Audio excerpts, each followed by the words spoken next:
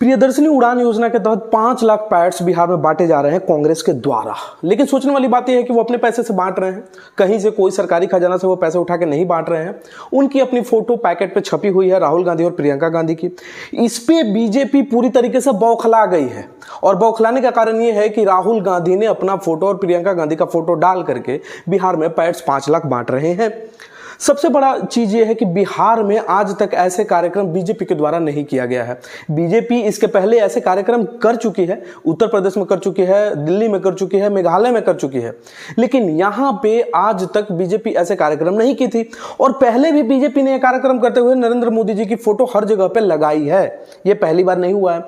अब कांग्रेस ने सेम काम अपने पैसे से बिहार में करना शुरू कर दिया है, तो बीजेपी का हालत पतला क्यों हो रहा है? बीजेपी की आईटी सेल पूरी तरीके से फेक न्यूज फैलाने में क्यों फैली हुई है? और फेक न्यूज इस तरीके का कि पूरी तरीके से बिहार की महिलाओं को समझना चाहिए कि कोई पार्टी किसी दूसरी पार्टी को नीचा दिखाने के लिए इस हद तक कैसे गिर सकती है। क्या आपको पता है कि क्या फेक न्यूज फैलाई गई है? तो फेक न्यूज फैलाया यह गया है कि राहुल गांधी की तरफ से जो पैड्स बांटे जा रहे हैं उस पे राहुल गांधी और प्रियंका गांधी का फोटो पैकेट पे है, लेकिन जो फेक न्यूज फैलाई जा रही है बीजेपी की तरफ से उसमें यह दिखाया जा रहा है कि पैड्स के अंदर भी, जो आप पैकेट से पैड निकालते हो उसके अंदर भी राहुल गांधी का फोटो है। रतन रंजन नाम का एक आईटी सेल का आदमी, बीजेपी का आईटी सेल का आदमी, वो इतना घटिया आदमी है, इतना घटिया तरीके से उसने रोस्ट किया है, उसने साड़ी पहना है, प्रॉपर महिलाओं का रूप धारण किया है और वो दिखा रहा है राहुल गांधी का वो फोटो जो पूरी तरीके से फेक है। इस पर दो चीज समझना चाहिए कि बीजेपी का आईटी सेल ना ही महिलाओं का सम्मान करना जानता है, ना ही महिलाओं के सम्मान के लिए कुछ करना जानता है, और अगर कोई अच्छा करता है तो उस पर भी फेक न्यूज फैला के उसको एकदम पूरी तरीके से लीपा पोता कर दो। सोचने वाली बात यह है कि प्रधानमंत्री नरेंद्र मोदी जी सरकारी खजाने से जब कोई कार्यक्रम करते हैं तो अब वो अपना फोटो दे देते हैं, ऐसा लगता है कि उनके मामा के यहाँ से वो पैसा आ रहा है। राहुल गांधी के शासन में जब नरेंद्र मोदी जी ने दिल्ली से पैसा मांगा था केंद्र से, और केंद्र ने जब पैसा दिया था तो सौगात नाम उसमें यूज कर दिया था, तो उस समय नरेंद्र मोदी जी ने कहा था इनके मामा के घर से पैसा आ रहा है क्या? तो हमें सोचना चाहिए कि नरेंद्र मोदी जी सरकारी खजाने से हमारे पैसे से हमारे ऊपर जब खर्च करते हैं तो अपना फोटो डाल देते हैं। तो कांग्रेस जब अपने पैसे से खर्च कर रही है, 5 लाख पैड्स बांट रही है बिहार में, वो भी अपने पैसे से, तो अपना प्रचार कर रही है, तो उसमें दिक्कत क्या है? 5 किलो राशन आप देते हो हमारे पैसे से, हम ही को देते हो और उस पे अपना फोटो डाल देते हो। ऑपरेशन सिंदूर सेना करती है लेकिन टिकट पे आपका फोटो आ जाता है। कोरोना की वैक्सीन अस्पताल में मुफ्त मुहैया करवाई जाती है लेकिन वैक्सीन के सर्टिफिकेट पे आपका फोटो आ जाता है।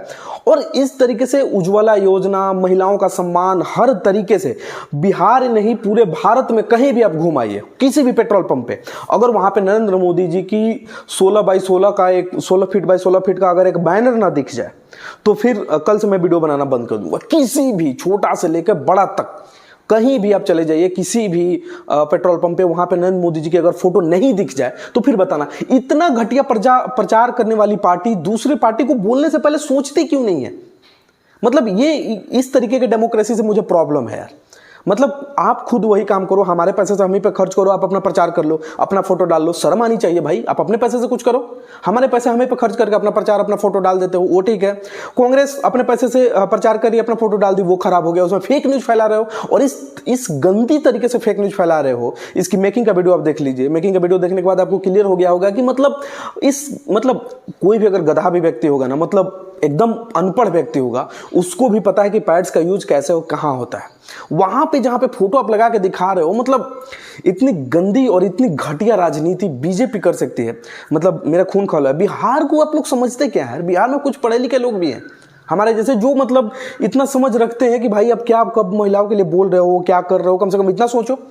फेक न्यूज फैला दो, कहीं भी कुछ भी फैला दो, बस कांग्रेस को नीचा दिखाने के लिए, राहुल गांधी को पप्पू साबित करने के लिए। क्योंकि बीजेपी में कोई ऐसा नेता नहीं है जो राहुल गांधी की डिग्री से बराबर कर ले। नरेंद्र मोदी जी की डिग्री आई थी, कितनी बेइज्जती हुई, फिर भी शर्म नहीं है इनको। अमित शाह कितने पढ़े लिखे हैं, इनको शर्म नहीं है। अमित मालवीय कितना पढ़ा लिखा है, उसको शर्म नहीं है।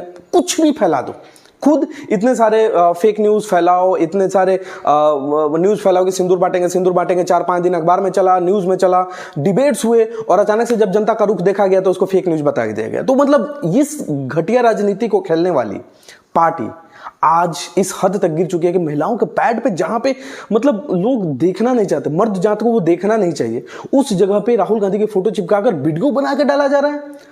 और रतन रंजन सुप्रिया सेनेट के पोस्ट से मुझे मालूम चला कि जिसने ये फेक न्यूज फैलाई थी साड़ी पहन के, दिल्ली में नोएडा शायद आसपास का रहने वाला, एनसीआर का रहने वाला रतन रंजन एक नंबर का बीजेपी का आईटी सेल का कुत्ता है, और ये कुत्ते ने पूरे बिहार की महिलाओं का बेइज्जती किया है, और इस कुत्ते को पूरी तरीके से सजा होना चाहिए। और अगर इसको सजा नहीं होती है तो फिर भाई इस डेमोक्रेसी में मेरे को नहीं रहना है।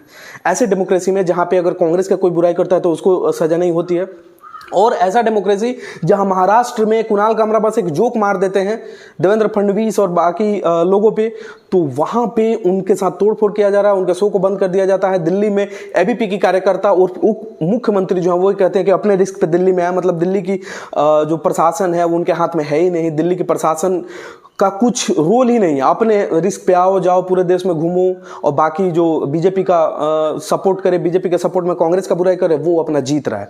मतलब कल को मैं अगर बीजेपी के खिलाफ कोई वीडियो बना दूं तो मेरे को जेल हो जाएगी, और कांग्रेस के खिलाफ वही बना दूं तो मेरे को जेल नहीं होगी। सो इस घटिया डेमोक्रेसी को पूरी तरीके से खत्म करना चाहिए, इसको खत्म करेंगे हम जैसे लोग। मिलते हैं अगले वीडियो में, तब तक के लिए इजाजत दीजिए।